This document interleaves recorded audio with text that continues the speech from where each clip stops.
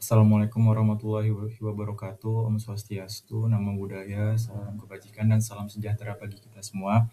Sebelumnya perkenalkan nama saya di sini Ahmad Zakaria dengan NIM 25135110005. Jadi di sini saya akan menjelaskan dinamika upwelling pesisir selatan Jawa dan ekuator. Sebelumnya apa sih itu upwelling? Jadi upwelling itu bahasa sederhananya proses naiknya massa air dari kedalaman laut menuju ke permukaan yang membawa banyak atau kaya nutrien. Lalu di sini saya akan menjelaskan pemicu terjadinya upwelling di pesisir Laut Jawa. Jadi pemicu pertamanya itu ada angin monsun timur. Jadi angin monsun timur ini angin yang dari Australia menuju ke arah Asia. Lalu biasanya angin ini terjadi dari bulan Juni hingga September atau pada musim kemarau. Gara-gara ada angin ini, jadinya permukaan lautnya tuh diseret ke tengah laut, kurang lebih seperti itu. Nih. Jadi gesekan antara angin kencang ini dengan permukaan laut menyeret massa air permukaan untuk mulai bergerak. Jadi gara-gara ada angin ini, air yang di permukaan laut bergerak. Lalu pemicu keduanya ada gaya Coriolis dan transport Ekman. Jadi gaya Coriolis ini benda yang bergerak di belahan bumi selatan akan dibelokkan ke arah kiri. Ke arah kiri karena ada transport Ekman ini. Pergerakan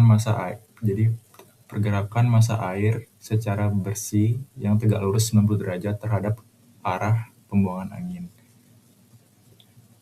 Di selatan Jawa, saat angin monsun bertiup ke arah barat laut, gaya Coriolis menyebabkan air permukaan tidak bergerak searah angin, melainkan berarah 90 derajat ke arah angin. Ke kiri arah angin. Akibatnya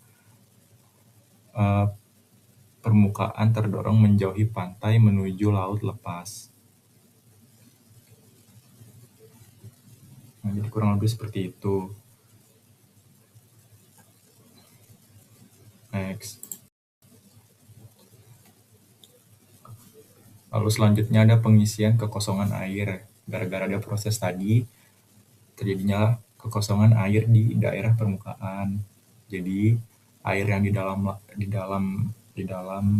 dasar laut naik ke atas karena air bersifat tidak dapat dimampatkan. Setiap air yang pergi harus digantikan. Makanya air di permukaan yang kosong itu ya gitulah. Jadi makanya terjadi upwelling karena air yang di atas kosong. Jadi buat menepatinya air yang di dalam itu naik ke atas. Kurang lebih seperti itu.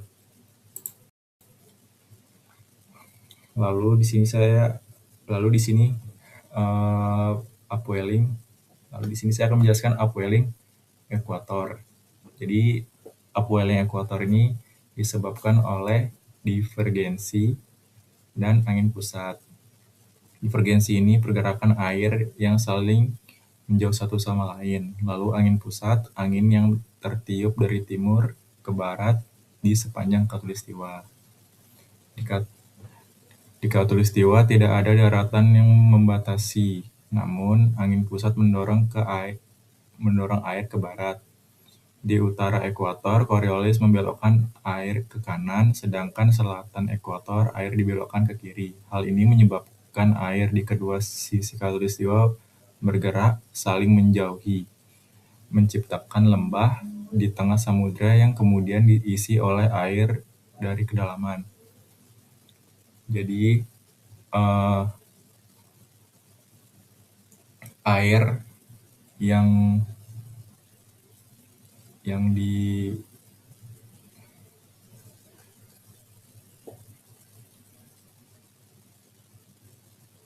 jadi air yang berada di selatan itu dibelokkan ke kiri, air yang di utara dibelokkan ke kanan. Jadi tengah-tengahnya kosong. Jadi tengah-tengahnya kosong.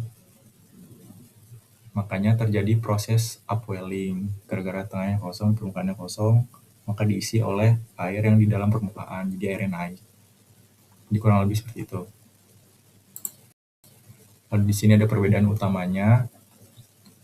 Di sini kesimpulannya, upwelling pesisir terjadi karena air menabrak atau menjauhi tembok daratan. Sedangkan upwelling ekuator terjadi karena air berpisah di tengah jalan akibat perubahan arah rotasi bumi. Ini referensi yang saya pakai. Sekian, terima kasih penjelasan dari saya. Kurang lebihnya mohon maaf. Terima kasih.